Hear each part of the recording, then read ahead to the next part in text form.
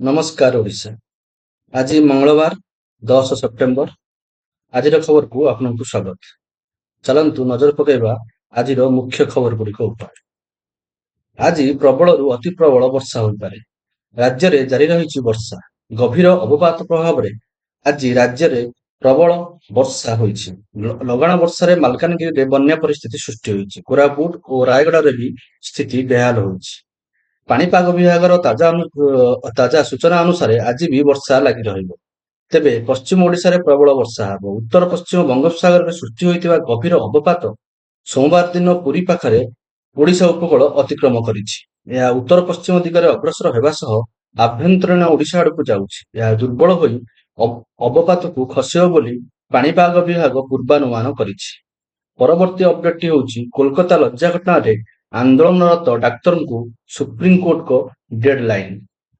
ତୁରନ୍ତ କାର୍ଯ୍ୟରେ ଯୋଗ ଦେବାକୁ ନିର୍ଦ୍ଦେଶ ଦେଇଛନ୍ତି ସୁପ୍ରିମକୋର୍ଟ। ଆଜି ସନ୍ଧ୍ୟା 5ଟା ସୁଦ୍ଧା କାର୍ଯ୍ୟରେ ଯୋଗ ନଦେଲେ ଶୃଙ୍ଖଳାଗତ କାର୍ଯ୍ୟାନୁଷ୍ଠାନ ନିଆଯାଇପାରେ ବୋଲି ସୁପ୍ରିମକୋର୍ଟ କହିଛନ୍ତି। ଏଥିସହ ସୋସିଆଲ ମିଡିଆରୁ ପୀଡ଼ିତାଙ୍କ ସମସ୍ତ ଫଟୋ ହଟାଇବାକୁ ନିର୍ଦ୍ଦେଶ ଦିଆଯାଇଛି। ତଦନ୍ତ ପାଇଁ ସିବିଆଇକୁ ଆଉ 1 ସପ୍ତାହ ଦେଇଛନ୍ତି ସୁପ୍ରିମକୋର୍ଟ। ପରବର୍ତ୍ତୀ ଖବରଟି ହେଉଛି ବନ୍ଦ ଘର ଭିତରୁ ଜଣେ ଅଧ୍ୟାପିକାଙ୍କ ମୃତଦେହ ଉଦ୍ଧାର। କଟକ ସିଡିଏସ୍ ସେକ୍ଟର 9ରେ ଏକ ବନ୍ଦ ଘର ଭିତରୁ ଜଣେ ଅଧ୍ୟାପିକାଙ୍କ ମୃତଦେହ ଉଦ୍ଧାର କରାଯାଇଛି। ଅଧ୍ୟାପିକା ଜଣକ କଟକ ଜାତୀୟ ଆଇନ ବିଶ୍ୱବିଦ୍ୟାଳୟରେ କାର୍ଯ୍ୟରତ ଥିଲେ। ତାଙ୍କ ନାମ ଅନନ୍ୟା ଚକ୍ରବର୍ତ୍ତୀ ଏବଂ ତାଙ୍କ ଘର ପଶ୍ଚିମବଙ୍ଗରେ ବୋଲି ଜଣାପଡ଼ିଛି। ଅଧ୍ୟାପିକା ଜଣକ ଏକ ଭଡ଼ା ଘରେ ରହୁଥିଲେ। ବର୍ତ୍ତମାନ ପୋଲିସ ଘଟଣାର ତଦନ୍ତ ଆରମ୍ଭ କରିଛି। ପରବର୍ତ୍ତୀ ଖବରଟି ହେଉଛି ନଭେମ୍ବର 15 ସୁଦ୍ଧା ସବୁ ଯୁକ୍ତ 2 ପରୀକ୍ଷା କେନ୍ଦ୍ରରେ ସିସିଟିଭି। ଆସନ୍ତା ନଭେମ୍ବର 15 ତାରିଖ ସୁଦ୍ଧା ସବୁ ଯୁକ୍ତ 2 ପରୀକ୍ଷା କେନ୍ଦ୍ରରେ ସିସିଟିଭି ଲଗାଇବାକୁ ନିର୍ଦ୍ଦେଶ ଦିଆଯାଇଛି। 2025 ଯୁକ୍ତ 2 ପରୀକ୍ଷା ପାଇଁ ପ୍ରସ୍ତୁତି ଜୋରଦାର ଚାଲିଥିବା ବେଳେ ଫାଇନାଲ ପରୀକ୍ଷା ପାଇଁ ହାତରେ ଆଉ 4 ମାସ ବାକି ରହିଥିବାକୁ ପରୀକ୍ଷାକୁ ସ୍ୱଚ୍ଛ ଭାବେ ପରିଚାଳନା କରିବା ପାଇଁ ସବୁ ପରୀକ୍ଷା କେନ୍ଦ୍ରରେ ସିସିଟିଭି ଫୁଟେଜ ଲଗାଇବାକୁ ଉଚ୍ଚ ମାଧ୍ୟମିକ ଶିକ୍ଷା ପରିଷଦ ପକ୍ଷରୁ ନିର୍ଦ୍ଦେଶ ଦିଆଯାଇଛି। ପରବର୍ତ୍ତୀ ଅପଡେଟଟି ହେଉଛି ଭିତରକନିକାରେ ଆଜିଠୁ ପକ୍ଷୀ ଗଣନା। ଭିତରକନିକାରେ ଆଜିଠୁ ପକ୍ଷୀ ଗଣନା ଆରମ୍ଭ ହେଉଛି। ଦେଶୀୟ ପକ୍ଷୀ ଭିଡ଼ ଜମାଇଥିବା ବେଳେ ପ୍ରଶାସନ ପକ୍ଷରୁ ଏମାନଙ୍କ ଗଣନା କରାଯାଉଛି। ଚଳିତ ବର୍ଷ ଡାଙ୍ଗମାଳ ରେଞ୍ଜରେ 3ଟି ଟିମ୍, ରାଜନଗର ରେଞ୍ଜରେ ଗୋଟିଏ ଟିମ୍ ପକ୍ଷୀ ଗଣନା କରିଛନ୍ତି। 4ଟି ଟିମ୍ ପ୍ରତିଦିନ ସକାଳ 6ଟାରୁ 9ଟା ଯାଏ ଦେଶୀୟ ପକ୍ଷୀଙ୍କ ଗଣନା କରିବେ। ଆଜିଠାରୁ ଆରମ୍ଭ ହୋଇଥିବା ଗଣନା 5 ଦିନ ଧରି ଚାଲିବ। ପ୍ରତି ଟିମ୍ରେ 5 ଜଣ ଲେଖାଏଁ ବନ କର୍ମଚାରୀ ସାମିଲ ହେବେ। ପରବର୍ତ୍ତୀ ଅପଡେଟଟି ହେଉଛି ମାଲକାନଗିରିରେ ପ୍ରବଳ ବର୍ଷା, ସହର ଜଳମଗ୍ନ। 2 ଦିନ ଧରି ଲଘୁଚାପ ଜନିତ ପ୍ରବଳ ବର୍ଷା ଯୋଗୁଁ ମାଲକାନଗିରି ଜିଲ୍ଲା ବାହ୍ୟ ଜଗତରୁ ବିଚ୍ଛିନ୍ନ ହୋଇଯାଇଥିବା ଦେଖିବାକୁ ମିଳିଛି। ବିଶେଷ କରି ମାଲକାନଗିରି ଜିଲ୍ଲାର ବିଭିନ୍ନ ନଦୀର ଜଳସ୍ରୋତ ବୃଦ୍ଧି ପାଇବାରୁ ନଦୀ ଉପରେ ପ୍ରାୟ 3 ଫୁଟରୁ ଉଚ୍ଚରେ ବର୍ଷା ଜଳ ପ୍ରବାହିତ ହେବା ଯୋଗୁଁ ନଦୀର ଉଭୟ ପାର୍ଶ୍ୱରେ ଶହ ଶହ ଗାଡ଼ି ଅଟକି ରହିବା ସହ ଯାତାୟାତ ସମ୍ପୂର୍ଣ୍ଣ ଭାବେ ଠପ୍ ହୋଇଯାଇଛି। ମାଲକାନଗିରି ଜୟପୁର 326 ନମ୍ବର ଜାତୀୟ ରାଜପଥରେ ଯାନବାହନ ଚଳପ୍ରଚଳ ବନ୍ଦ ରହିଛି। ପରବର୍ତ୍ତୀ ଖବରଟି ହେଉଛି ଟିଏମସି ରାଜ୍ୟସଭା ସାଂସଦ ଜବାହରଙ୍କ ଇସ୍ତଫା। କୋଲକାତାର ଆରଜିକର ହସ୍ପିଟାଲରେ ଜଣେ ପ୍ରଶିକ୍ଷକ ଡାକ୍ତରଙ୍କ ସହ ହୋଇଥିବା ଅତ୍ୟାଚାରକୁ ବିରୋଧ କରି ଇସ୍ତଫା ଦେଇଥିବା ଟିଏମସି ରାଜ୍ୟସଭା ସାଂସଦ ଜବାହର ସରକାରଙ୍କୁ ମନାଇବା ପାଇଁ ବର୍ତ୍ତମାନ ମମତା ବାନାର୍ଜୀ ଉଦ୍ୟମ ଆରମ୍ଭ କରିଛନ୍ତି। ପଶ୍ଚିମବଙ୍ଗର ମୁଖ୍ୟମନ୍ତ୍ରୀ ମମତା ବାନାର୍ଜୀ ରବିବାର ତାଙ୍କୁ ଡାକି ତାଙ୍କ ନିଷ୍ପତ୍ତି ପ୍ରତ୍ୟାହାର କରିବାକୁ ଅନୁରୋଧ କରିଛନ୍ତି।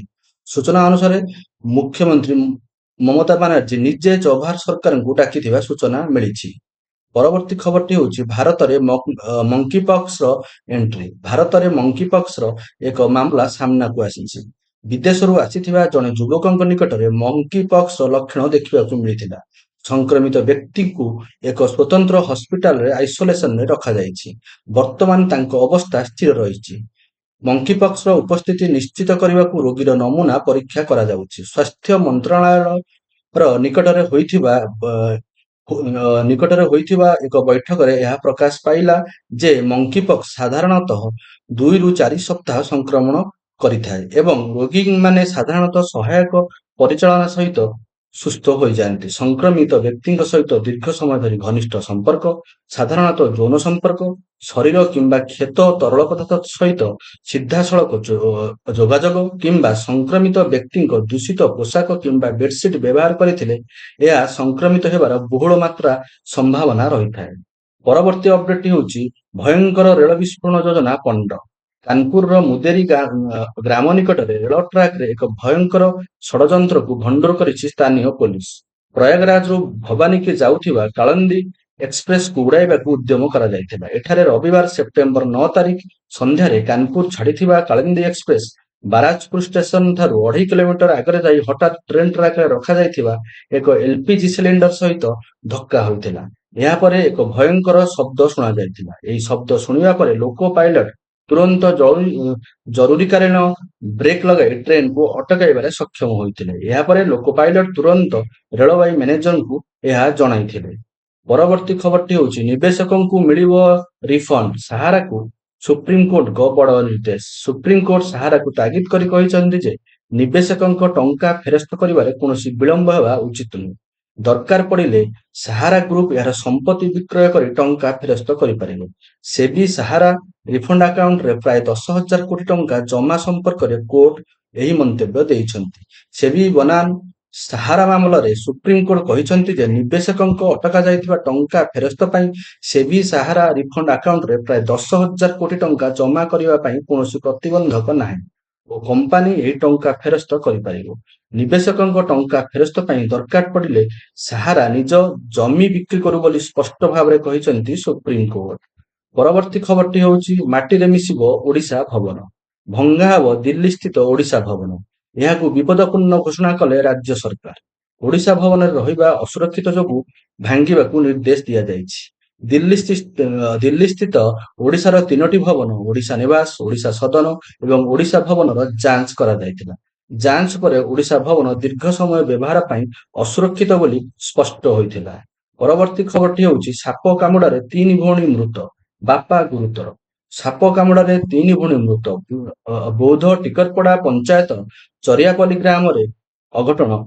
ଘରେ ଶୋଇଥିବା ବେଳେ ସର୍ପଦଂଶନର ଶିକାର ହୋଇଥିଲେ 4 ଜଣ। ଗୁରୁତର ଅବସ୍ଥାରେ ବାପା ବୁର୍ଲା ମେଡିକାଲ ସ୍ଥାନାନ୍ତର। ସୂଚନା ଅନୁସାରେ ଗତକାଲି ନୂଆଖାଇ ଥିବା ବେଳେ 2 ଝିଅ ହଷ୍ଟେଲରୁ ଘରକୁ ଆସିଥିଲେ। ଘରେ ଖୁସିର ମାହୋଲ ଥିଲା। ଖାଇ ପିଇ ଶୋଇବା ବେଳରୁ ବିଳମ୍ବ ହୋଇଥିଲା। ସମସ୍ତେ ନୂଆ ଖାଇସାରି ଆନନ୍ଦରେ ଶୋଇଥିଲେ। ହେଲେ ବିଳମ୍ବିତ ରାତିରେ ସେମାନଙ୍କୁ ଏକ ବିଷାକ୍ତ ସାପ କାମୁଡ଼ି ଦେଇଥିଲା। ପରବର୍ତ୍ତୀ ଅପଡେଟଟି ହେଉଛି ଦୁର୍ଗାପୂଜା ଭସାଣୀରେ ଲେଜର ଲାଇଟ୍ ଓ ଫାୟାର ଗନ୍ ମନା। ଚଳିତ ବର୍ଷ ଦୁର୍ଗାପୂଜାରେ ଲେଜର ଲାଇଟ୍ ଉପରେ ଲାଗିଲା କଟକଣା, ତା ସହ ଫାୟାର ଗନ୍ ଉପରେ ମଧ୍ୟ କଟକଣା ଲାଗିଛି। ପୂଜା ବେଳେ ଲେଜର ଲାଇଟ୍ ବ୍ୟବହାର କରିପାରିବେନି ପୂଜା କମିଟି। ସେହିଭଳି ପୂଜା ଭସାଣୀ ବେଳେ ଫାୟାର ଗନ୍ ବ୍ୟବହାର ଉପରେ ମଧ୍ୟ କଟକଣା ଲଗାଯାଇଛି।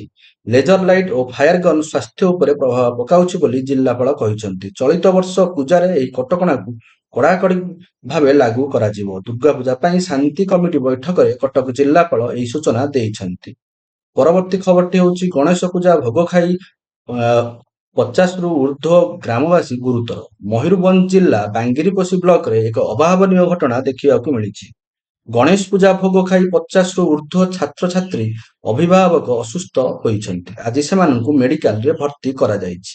ଭୋଗ ଖାଇବା ପରେ ସମସ୍ତଙ୍କୁ ଝାଡ଼ା ବାନ୍ତି ହୋଇଥିଲା। ପରବର୍ତ୍ତୀ ଖବରଟି ହେଉଛି ସମ୍ବଲପୁରରେ ଚାଞ୍ଚଲ୍ୟ, ଯୁବତୀକୁ ଭିଡ଼ି ଭିଡ଼ି ଜଙ୍ଗଲକୁ ନେଇ ଗଣଦୁଷ୍କର୍ମର ଉଦ୍ୟମ। ସମ୍ବଲପୁରରେ ଏକ ଭାଇରାଲ ଭିଡିଓକୁ ନେଇ ଉଦ୍ବେଗ। ଭିଡିଓରେ ଜଣେ ଯୁବତୀଙ୍କୁ କିଛି ଯୁବକ ଜଙ୍ଗଲକୁ ଟାଣି ଟାଣି ନେଉଥିବା ଏବଂ ଗଣଦୁଷ୍କର୍ମ ଉଦ୍ୟମ କରୁଥିବା ଦେଖିବାକୁ ମିଳିଛି। ତେବେ ଏହି ଭିଡିଓକୁ ନେଇ ପ୍ରତିକ୍ରିୟା ରଖିଛନ୍ତି ସମ୍ବଲପୁର ଏସ୍ପି। ଏସ୍ପିଙ୍କ କହିବା ଅନୁସାରେ ଏହି ଭିଡିଓକୁ ନେଇ କୌଣସି ଅଭିଯୋଗ ହୋଇନାହିଁ। ଏହା ବାଦ ଏହି ଭିଡିଓଟି ସମ୍ବଲପୁରର କେଉଁ ଅଞ୍ଚଳର କେଉଁ ସ୍ଥାନର ତାହା ବର୍ତ୍ତମାନ ସ୍ପଷ୍ଟ ଭାବେ ଜଣାପଡ଼ିନାହିଁ। ତଦନ୍ତ ଚାଲିଛି। ସ୍ଥାନ ଓ ଅଞ୍ଚଳ ଜଣାପଡ଼ିବା ପରେ ପରବର୍ତ୍ତୀ ପଦକ୍ଷେପ ନିଆଯିବ ବୋଲି କହିଛନ୍ତି ଏସ୍ପି। ପରବର୍ତ୍ତୀ ଖବରଟି ହେଉଛି ଶସ୍ତା ହେବ କ୍ୟାନ୍ସର ଔଷଧ, ଜିଏସ୍ଟି ପରିଷଦ ବୈଠକରେ ବଡ଼ ନିଷ୍ପତ୍ତି। କେନ୍ଦ୍ର ଅର୍ଥମନ୍ତ୍ରୀ ନିର୍ମଳା ସୀତାରମଣଙ୍କ ଅଧ୍ୟକ୍ଷତାରେ ସୋମବାର ଅନୁଷ୍ଠିତ ହୋଇଥିବା 54ତମ ଜିଏସ୍ଟି ପରିଷଦ ବୈଠକରେ କେତେକ ଗୁରୁତ୍ୱପୂର୍ଣ୍ଣ ନିଷ୍ପତ୍ତି ନିଆଯାଇଛି। କ୍ୟାନ୍ସର ଚିକିତ୍ସାରେ ବ୍ୟବହୃତ ଔଷଧ ଉପରେ ଜିଏସ୍ଟିକୁ 12%ରୁ 5%କୁ ହ୍ରାସ କରିବାକୁ ଜିଏସ୍ଟି କାଉନସିଲ ନିଷ୍ପତ୍ତି ନେଇଛି। ନମକିନ୍ ଉପରେ ଜିଏସ୍ଟି 18ରୁ 12%କୁ ହ୍ରାସ କରିବାକୁ ନିଷ୍ପତ୍ତି ନିଆଯାଇଛି। କାର୍ ସିଟ୍ ଉପରେ ଜିଏସ୍ଟି 18%ରୁ 28%କୁ ବୃଦ୍ଧି କରାଯାଇଛି। ସେହିପରି ହେଲିକପ୍ଟର ମାଧ୍ୟମରେ ତୀର୍ଥଯାତ୍ରା ଉପରେ ଜିଏସ୍ଟି 18%ରୁ 5%କୁ ହ୍ରାସ କରାଯାଇଛି। ପରବର୍ତ୍ତୀ ଅପଡେଟଟି ହେଉଛି ଚଳିତ ମାସ କ୍ୱାଡ୍ ଶିଖର ସମ୍ମିଳନୀରେ ଯୋଗଦେବେ ପ୍ରଧାନମନ୍ତ୍ରୀ। ଚଳିତ ମାସ ଶେଷରେ ଆମେରିକାରେ ହେବାକୁ ଥିବା କ୍ୱାଡ୍ ଶିଖର ସମ୍ମିଳନୀରେ ଯୋଗଦେବେ ପ୍ରଧାନମନ୍ତ୍ରୀ ନରେନ୍ଦ୍ର ମୋଦି। ଏହି ସମ୍ମିଳନୀରେ ଆମେରିକା, ଜାପାନ ଏବଂ ଅଷ୍ଟ୍ରେଲିଆର ନେତାମାନେ ବି ଯୋଗଦେବେ। ୱିଲିଂଟନରେ ହେବାକୁ ଥିବା ବୈଠକ ଆସନ୍ତା ସେପ୍ଟେମ୍ବର 21 ତାରିଖରେ ହେବାକୁ ଯାଉଛି। ଏହି ସମ୍ମିଳନୀରେ ପ୍ରଧାନମନ୍ତ୍ରୀ ମୋଦିଙ୍କ ବ୍ୟତୀତ ଆମେରିକା ରାଷ୍ଟ୍ରପତି ଜୋ ବାଇଡେନ୍, ଜାପାନ ପ୍ରଧାନମନ୍ତ୍ରୀ ଫୁମିଓ କିସିଦା, ଅଷ୍ଟ୍ରେଲିଆ ପ୍ରଧାନମନ୍ତ୍ରୀ ଆନ୍ଥୋନି ଆଲବାନିସ୍ ଯୋଗଦେବେ। ପରବର୍ତ୍ତୀ ଅପଡେଟଟି ହେଉଛି ଦୀପାବଳିରେ ଦିଲ୍ଲୀରେ ବାଣ ଫୁଟା ବନ୍ଦ, ନିଷେଧାଜ୍ଞା ଜାରି ରହିବ। ଶୀତ ଋତୁରେ ଜାତୀୟ ରାଜଧାନୀ ଦିଲ୍ଲୀରେ ବୃଦ୍ଧି ପାଉଥିବା ପ୍ରଦୂଷଣକୁ ନିୟନ୍ତ୍ରଣ କରିବା ପାଇଁ ମୁଖ୍ୟମନ୍ତ୍ରୀ ଅରବିନ୍ଦ କେଜରିୱାଲ ସରକାର ଗତ ବର୍ଷ ଭଳି ଚଳିତ ବର୍ଷ ମଧ୍ୟ ବାଣ ଉତ୍ପାଦନ, ସଂରକ୍ଷଣ, ବିକ୍ରୟ ଏବଂ ବ୍ୟବହାରକୁ ସମ୍ପୂର୍ଣ୍ଣ ନିଷିଦ୍ଧ କରିବାକୁ ନିଷ୍ପତ୍ତି ନେଇଛନ୍ତି। ଦିଲ୍ଲୀ ସରକାରଙ୍କର ପରିବେଶ ମନ୍ତ୍ରୀ ଗୋପାଳ ରାୟ କହିଛନ୍ତି ଯେ ଅନଲାଇନରେ ବାଣ ବିକ୍ରୟ ତଥା ବିତରଣ ଉପରେ ପ୍ରତିବନ୍ଧକ ଜାରି ରହିବ। ଏହି ନିଷେଧାଜ୍ଞା 1 ଜାନୁଆରୀ 2025 ପର୍ଯ୍ୟନ୍ତ ବଳବତ୍ତର ରହିବ। ପରବର୍ତ୍ତୀ ଖବରଟି ହେଉଛି ମାଛକୁଣ୍ଡ ପାୱାର ହାଉସରେ ପଶିଲା ବନ୍ୟା ଜଳ, ବିଦ୍ୟୁତ ଉତ୍ପାଦନ ବନ୍ଦ ରହିବ। କୋରାପୁଟ ଜିଲ୍ଲା ଲମତାପୁଟରେ ଥିବା ମାଛକୁଣ୍ଡ ପାୱାର ହାଉସରେ ପଶିଯାଇଛି ବନ୍ୟା ଜଳ, ଫଳରେ ପ୍ରକଳ୍ପରେ ବିଦ୍ୟୁତ ଉତ୍ପାଦନ ବନ୍ଦ ହୋଇଛି। ବିଦ୍ୟୁତ ଉତ୍ପାଦନ ବନ୍ଦ ନେଇ ବିଦ୍ୟୁତ ପ୍ରକଳ୍ପ କର୍ତ୍ତୃପକ୍ଷଙ୍କ ପକ୍ଷରୁ ସୂଚନା ଦିଆଯାଇଛି। ମାଛକୁଣ୍ଡ ପାୱାର ହାଉସରୁ ଦୈନିକ 80 ମେଗାୱାଟ ବିଦ୍ୟୁତ ଉତ୍ପାଦନ ହୁଏ। ଏହା ଆଜି ବନ୍ଦ ହେବା ପରେ ବିଦ୍ୟୁତ ସେବା ପ୍ରଭାବିତ ହେବା ଆଶଙ୍କା ଦେଖାଦେଇଛି। ପରବର୍ତ୍ତୀ ଖବରଟି ହେଉଛି ଆମେରିକାରୁ ବିଜେପି ଏବଂ ଆରଏସଏସକୁ ଟାର୍ଗେଟ କଲେ ରାହୁଲ ଗାନ୍ଧୀ। ଆମେରିକା ଗସ୍ତରେ ଥିବା କଂଗ୍ରେସ ସାଂସଦ ତଥା ବିରୋଧୀ ଦଳ ନେତା ରାହୁଲ ଗାନ୍ଧୀ ବିଜେପି ଓ ଆରଏସଏସକୁ ଟାର୍ଗେଟ କରିଛନ୍ତି। 2024 ଲୋକସଭା ନିର୍ବାଚନ ପରେ ପ୍ରଧାନମନ୍ତ୍ରୀ ନରେନ୍ଦ୍ର ମୋଦି ଏବଂ ବିଜେପି ପ୍ରତି ଲୋକଙ୍କ ଭୟ ଲୋପ ପାଇଯାଇଥିବା ସେ କହିଛନ୍ତି। ଏଥିସହ ବିଦେଶ ମାଟିରୁ ଆରଏସଏସକୁ ସମାଲୋଚନା କରିଛନ୍ତି ରାହୁଲ ଗାନ୍ଧୀ। ଗତକାଲି ଡାଲାସରେ ଭାରତୀୟ ସମ୍ପ୍ରଦାୟକୁ ଉଦ୍ବୋଧନ ଦେଇ ରାହୁଲ ଗାନ୍ଧୀ କହିଛନ୍ତି ଭାରତୀୟ ରାଜନୀତିରେ ପ୍ରେମ, ସମ୍ମାନ ଏବଂ ନମ୍ରତା ହଜିଯାଇଛି। ପରବର୍ତ୍ତୀ ଅପଡେଟଟି ହେଉଛି ସୀମାରେ ଅନୁପ୍ରବେଶ ଉଦ୍ୟମ ବେଳେ 2 ଆତଙ୍କବାଦୀ ନିହତ। ସୋମବାର ଦିନ ଜମ୍ମୁ କାଶ୍ମୀରର ରଜୌରୀ ଜିଲ୍ଲାରେ ଭାରତ ପାକିସ୍ତାନ ସୀମାରେ ଆତଙ୍କବାଦୀଙ୍କ ଅନୁପ୍ରବେଶ ଉଦ୍ୟମକୁ ସେନା ପଣ୍ଡ କରିଛି, ଫଳରେ 2 ଆତଙ୍କବାଦୀ ନିହତ ହୋଇଛନ୍ତି। ରବିବାର ଏବଂ ସୋମବାର ମଧ୍ୟରାତ୍ରିରେ ଏହି ସୀମାନ୍ତ ଜିଲ୍ଲାର ନୌସେରା ସେକ୍ଟରରେ ସେନା ଅନୁପ୍ରବେଶ ବିରୋଧୀ ଅପରେସନ କରିଥିଲା ବୋଲି ଅଧିକାରୀ କହିଛନ୍ତି।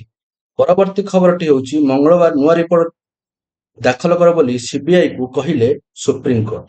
କୋଲକାତାର ଆର୍ଜିକର ମେଡିକାଲ ଟ୍ରେନିଂ ଡାକ୍ତରଙ୍କ ଦୁଷ୍କର୍ମ ଓ ହତ୍ୟା ମାମଲାରେ ସୁପ୍ରିମକୋର୍ଟ କାଲି ସିବିଆଇକୁ ଆସନ୍ତା ମଙ୍ଗଳବାର ଦିନ ଅର୍ଥାତ୍ ଆଜି ଏକ ନୂତନ ରିପୋର୍ଟ ଦାଖଲ କରିବାକୁ କହିଛନ୍ତି।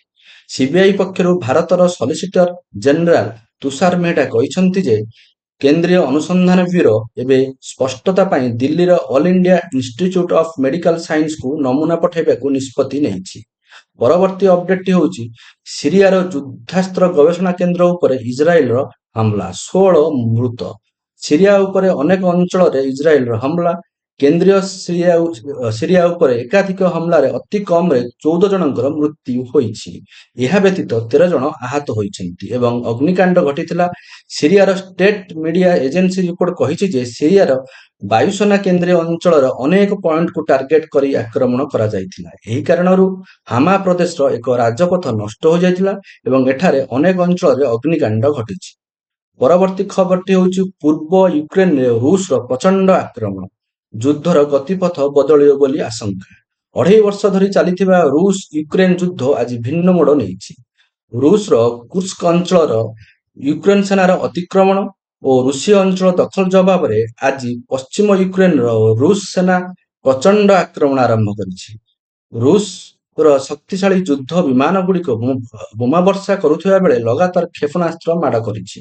ଏଭଳି ସ୍ଥିତିରେ ଅସହାୟ ୟୁକ୍ରେନ ପ୍ରତିଶୋଧମୂଳକ ଆକ୍ରମଣ କରିବାକୁ ଅନୁମତି ଦେବା ପାଇଁ ପାଶ୍ଚାତ୍ୟ ଦେଶମାନଙ୍କୁ ଅନୁରୋଧ କରିଛି। ପରବର୍ତ୍ତୀ ଖବରଟି କ୍ରୀଡା ଖବର। ଭାରତୀୟ ହକି ଟିମର କ୍ରମାଗତ ଦ୍ୱିତୀୟ ବିଜୟ, ଜାପାନକୁ 5-1ରେ ହରାଇଲା। ଏସିଆନ ଚାମ୍ପିୟନ୍ସ ଟ୍ରଫିରେ ଭାରତୀୟ ହକି ଟିମର ବିଜୟ ଧାରା ଜାରି ରହିଛି। ପ୍ରଥମ ମ୍ୟାଚରେ ଚାଇନାକୁ ହରାଇ ଦେଇଥିବା ହକି ଟିମ୍ ଆଜି ଜାପାନକୁ ଏକତରଫା ଭାବେ 5-1ରେ ହରାଇ ଦେଇଛି। ଆଜିର ମ୍ୟାଚରେ ଭାରତୀୟ ହକି ଟିମ୍ ଆରମ୍ଭରୁ ହିଁ ନିଜ ଦବଦବା ଦେଖାଇଥିଲା। ଭାରତ 5-1ରେ ଜିତିବା ସହ ଜାପାନ ବିପକ୍ଷରେ ନିଜର 100% ବିଜୟ ରେକର୍ଡ ବଳବତ୍ତର ରଖିଛି। ପରବର୍ତ୍ତୀ ଏବଂ ଶେଷ ଖବରଟି ହେଉଛି ସାବାଲେଙ୍କାଙ୍କୁ ତୃତୀୟ ଗ୍ରାଣ୍ଡ ସ୍ଲାମ ମୁକୁଟ। ବେଲାରୁଷର ଆରିନା ସାବାଲେଙ୍କା ଚଳିତ ୟୁଏସ୍ ଓପନ ଟେନିସ୍ ପ୍ରତିଯୋଗିତାର ମହିଳା ଏକକ ଟ୍ରଫି ଜିତିଛନ୍ତି। ଫାଇନାଲରେ ବିଶ୍ୱର ଏହି 2 ନମ୍ବର ମହିଳା ଖେଳାଳି 7-5, 7-5 ସେଟରେ ଷଷ୍ଠ ମାନ୍ୟତାପ୍ରାପ୍ତ ସ୍ଥାନୀୟ ଖେଳାଳି ଜେସିକା ପେଗୁଲାଙ୍କୁ ପରାସ୍ତ କରିଛନ୍ତି। ଏହି ବିଜୟ ସହ ସାବାଲେଙ୍କା ନ୍ୟୁୟର୍କର ପ୍ରଥମେ ଟ୍ରଫି ଜିତିବାର ଗୌରବ ପାଇଛନ୍ତି। ଏଥିସହ ସେ ନିଜ ଗ୍ରାଣ୍ଡସ୍ଲାମ ବିଜୟ ଟ୍ରଫି ସଂଖ୍ୟା 3ରେ ପହଞ୍ଚାଇଛନ୍ତି। ଏଥିସହ ଆଜିର ଖବରକୁ ଏଇଠି ରଖୁଛୁ। ନମସ୍କାର।